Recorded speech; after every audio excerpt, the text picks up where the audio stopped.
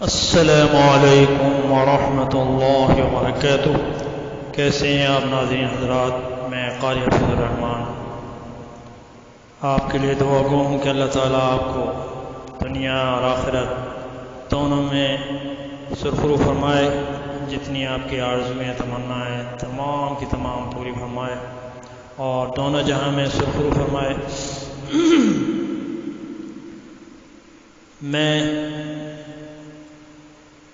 سانحہ کربلا کا ذکر کل میں نے کیا تھا، اب مزید اس سے آگے مجھے ذکر کرنا ہے، سماعت فرمائیں۔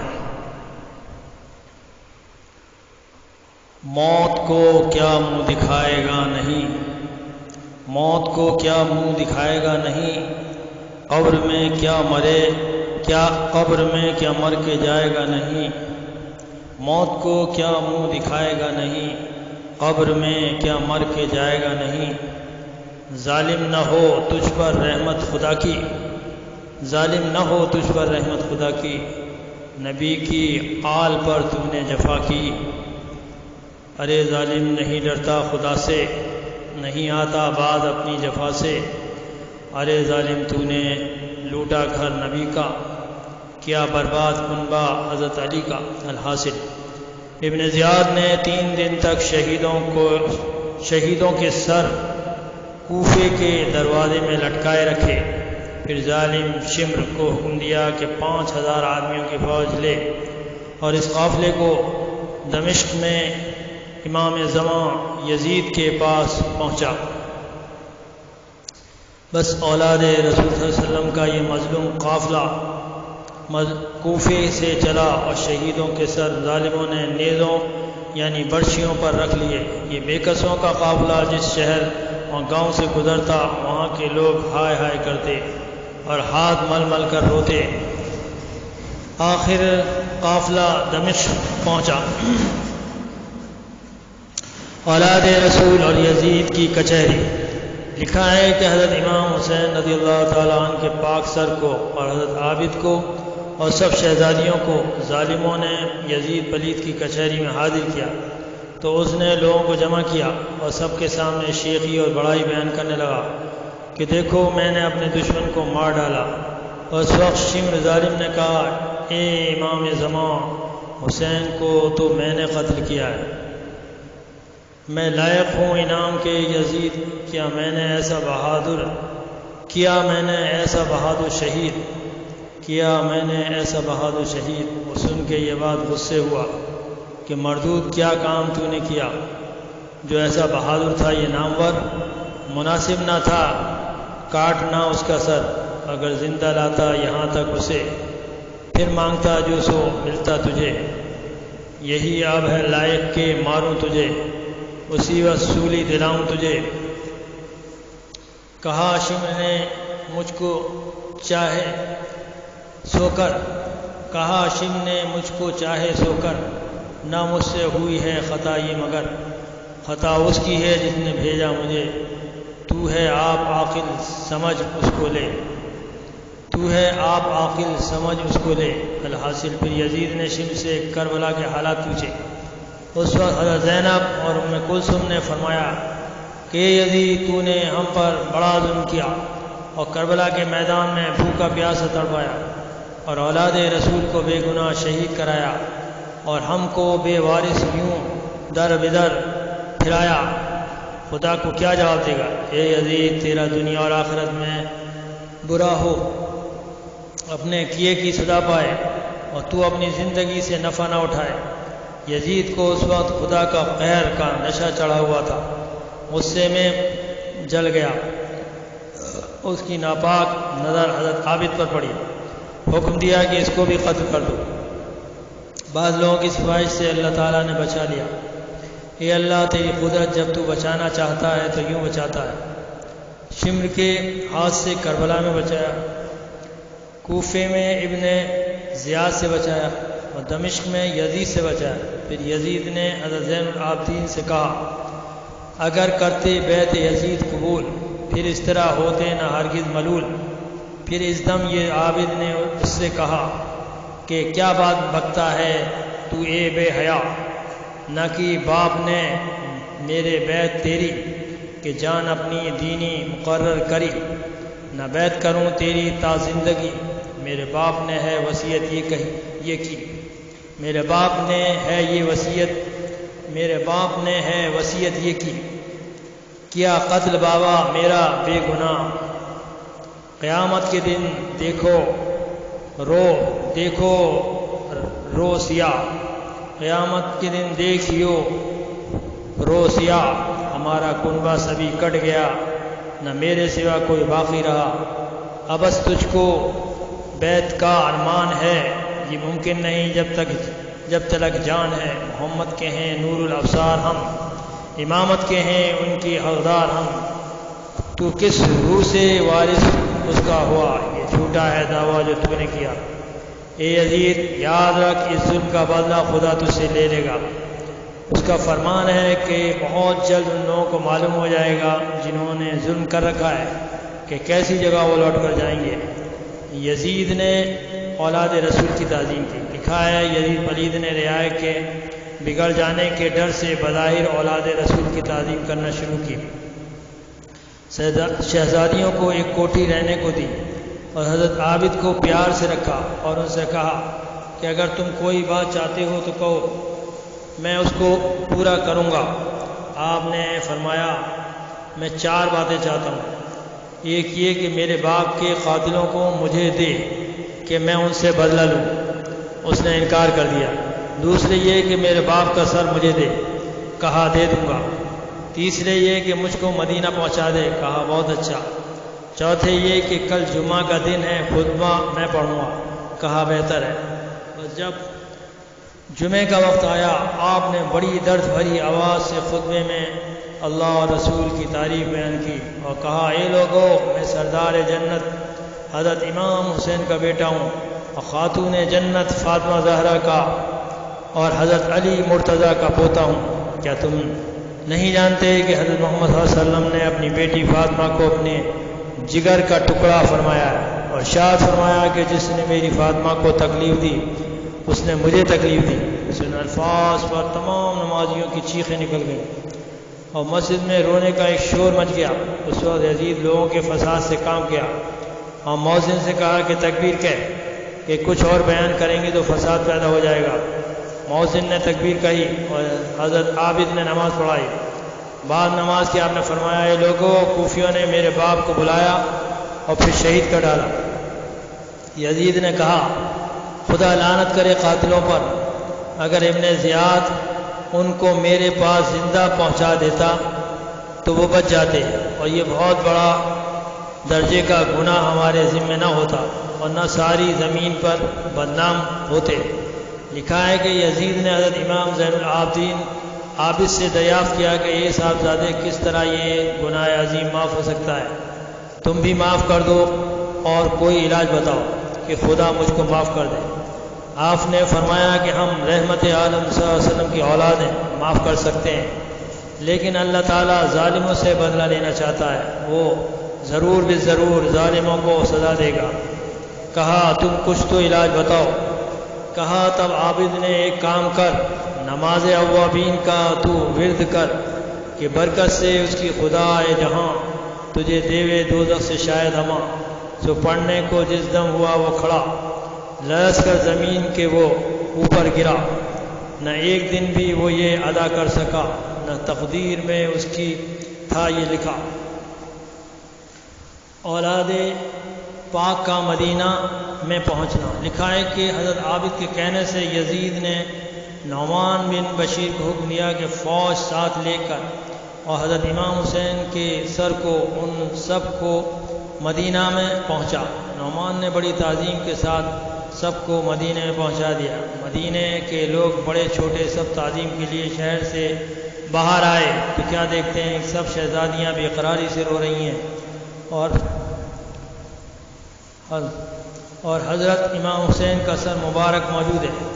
یہ غم بھرا حال دیکھ کر سب کے سب مل کر روتے تھے اور تمام شہر میں غم کا اندھیرا چھا گیا۔ حضرت عابد اور سب شہزادیاں رسول پاک صلی اللہ علیہ وسلم کے روضہ اقدس پر روتے ہوئے گئے اور عرض کیا یا رسول اللہ ذرا دیکھو ہمارا حال زار، دشمنوں کے ہاتھ سے کیسے ہوئے ہم دل فگار، جو مصیبت ہم پہ گزری کیا کریں اس کا بیان، کوئی دنیا میں نہ ہوگا اس طرح زار و نزار، قتل آدھا نے کیا کنبہ تمہارا سر بسر، ظلم آدھا نے کیے آل نبی پر بے شمار، بے حرمتی وہ کی کہ دنیا میں کوئی کرتا نہیں، کچھ نہ سمجھے وہ نبوت کا ذرا عز و وقار، ظلم آدھا تم اگر آنکھوں سے اپنی دیکھتے، بے قراری سے ہماری تم بھی ہوتے اشک بار، کون باقی ہے جسے اپنا دکھائیں حال زار، پاس آئے ہیں تمہارے یا رسول اللہ، یا رسول کردگار۔ المختصر شہید کربلا امام حسین رضی اللہ تعالیٰ عنہ کے پاک سر کو قبرستان جنت البقیع میں حضرت فاطمہ رضی اللہ تعالیٰ عنہا کے قبر انور اور آپ کے بھائی حضرت امام حسن کی قبر شریف کے نزدیک دفن کیا گیا۔ یہ ظاہری شہادت جو تھی با کمال مفصل بیان ہو چکا اس کا حال۔ حضرت امام حسین اور یزید میں رشتہ داری۔ لکھا ہے کہ عبد مناف کے گھر میں 2 لڑکے جڑواں پیدا ہوئے اور دونوں کے ماتھے جڑے ہوئے تھے، ایک کا نام ہاشم اور ایک کا نام امیہ رکھا۔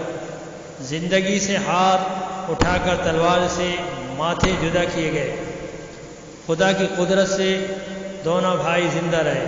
ایک عرب کے نجومی نے سن کر کہا اچھا نہ کیا جو تلوار سے کاٹ کر ماتھے جدا کیے، اب ہمیشہ ان میں اور ان کی اولاد میں تلوار چلا کرے گی۔ بس ایسا ہی ہوا کہ ہاشم میں اور امیہ میں خوب تلوار چلی، اور ہاشم نے امیہ کو مکے سے نکال دیا۔ پھر ہاشم کے گھر میں عبد المطلب اور امیہ کے یہاں حرب پیدا ہوئے، ان دونوں میں تلوار چلی۔ پھر عبد المطلب کے یہاں ابو طالب اور حرب کے یہاں ابو سفیان پیدا ہوئے، ان میں بھی تلوار چلی۔ پھر ابو طالب کے یہاں حضرت علی اور ابو سفیان کے یہاں حضرت معاویہ پیدا ہوئے اور ان میں بھی خوب تلوار چلی۔ پھر حضرت علی کے یہاں حضرت امام حسین پیدا ہوئے اور حضرت معاویہ کے یہاں یزید پیدا ہوا۔ اس نے جو ظلم کیے اور تلوار چلائی سبھی جانتے ہیں، نہ ظالم رہا نہ سرور رہے، بس ایک فسان ہے بے کسی رہ گیا۔ باقی وآخر دعوانا الحمدللہ رب العالمین۔ اب میں سورہ نساء کا 21واں رکوع پڑھنے جا رہا ہوں، سماعت فرمائیں۔ اعوذ باللہ من الشیطان الرجیم، بسم اللہ الرحمن الرحیم۔ ان المنافقین یخادعون اللہ وهو خادعهم وإذا قاموا إلى الصلاة قاموا كسالى يراءون الناس ولا يذكرون الله إلا قليلا مذبذبين بين ذلك لا إله هؤلاء ولا إله هؤلاء ومن يضلل الله فلن تجد له سبيلا يا أيها الذين آمنوا لا تتخذوا الكافرين أولياء من دون المؤمنين أتريدون أن تجعلوا لله عليكم سلطانا مبينا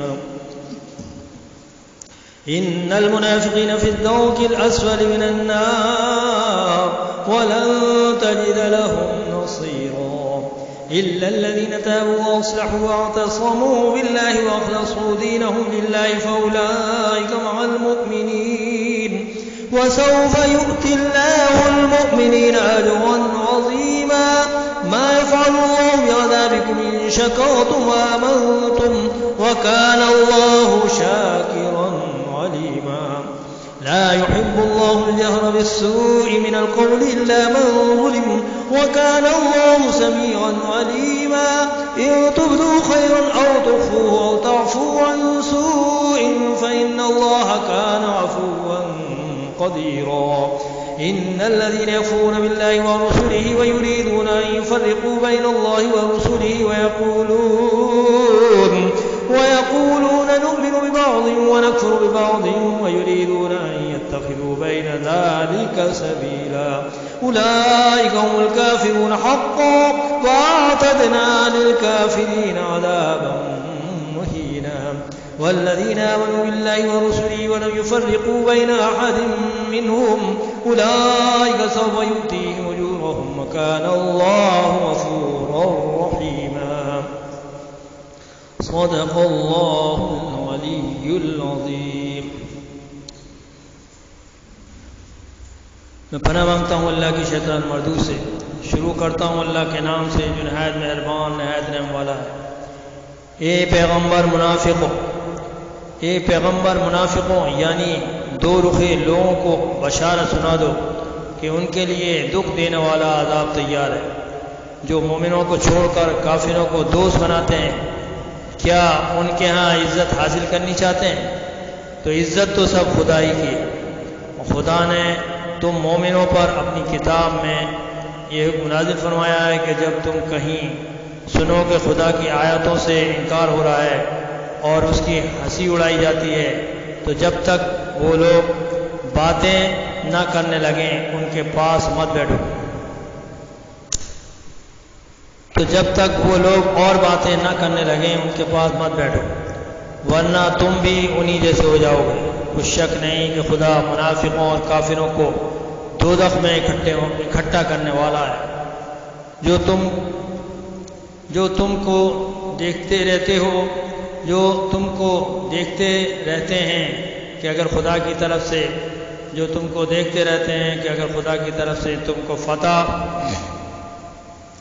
تم کو فتح ملے تو کہتے ہیں کہ ہم تمہارے ساتھ نہ تھے اور اگر کافروں کو فتح نصیب ہو تو ان سے کہتے ہیں کہ ہم تم پر غالب نہیں تھے اور تم کو مسلمانوں کے ہاتھ سے بچایا نہیں تو خدا تم میں قیامت کے دن فیصلہ کر دے گا. خدا کافروں اور مومنوں پر ہرگز غلبہ نہ دے گا. منافق ان چالوں سے اپنے نزدیک خدا کو دھوکہ دیتے ہیں اور یہ اس کو کیا دھوکہ دیں گے اور وہ انہی کو دھوکے میں ڈالنے والا ہے. اور جب یہ نماز کو کھڑے ہوتے ہیں تو سست اور کاہل ہو کر صرف لوگوں کو دکھانے کو اور خدا کی یاد ہی نہیں کرتے مگر بہت کم. بیچ میں پڑے لٹک رہے ہیں نہ ان کی طرف ہوتے ہیں اور نہ ان کی طرف ہوتے ہیں نہ ان کی طرف. اور جس کو خدا بھٹکائے تو تم اس کے لیے کبھی بھی رستہ نہ پاؤ گے. اے اہل ایمان مومنوں کے سوا کافروں کو دوست نہ بناؤ. کیا تم چاہتے ہو کہ اپنے اوپر خدا کا سری الزام لو؟ کچھ شک نہیں کہ منافق لوگ دوزخ کے سب سے نچلے درجے میں ہوں گے اور تم ان کا کسی کو مددگار نہ پاؤ گے. ہاں جنہوں نے توبہ کی اور اپنی حالت کو درست کیا اور خدا کی رسی کو مضبوط پکڑا اور خاص خدا کے